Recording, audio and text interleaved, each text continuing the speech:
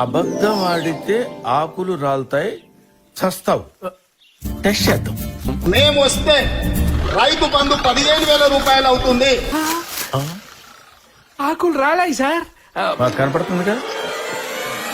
ఇవాళ అర్హులైన అందరికి 4,000 రూపాయల పెన్షన్ ఇస్తామని చెప్తున్నాము. రాలాయి, అబద్ధం. నేను ఎదవని. అది నిజం సార్.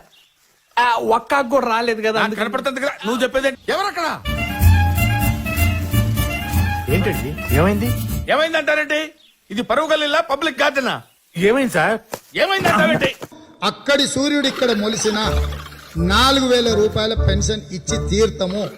పెరిగిన ఆదాయాన్ని పేదలకు పంచిపెట్టడమే సంక్షేమాన్ని పేదలకు. ఏదో అంటున్నారు. చంద్రశేఖరరావు గారిని ఢీ కొట్టగలిగిన నాయకుడు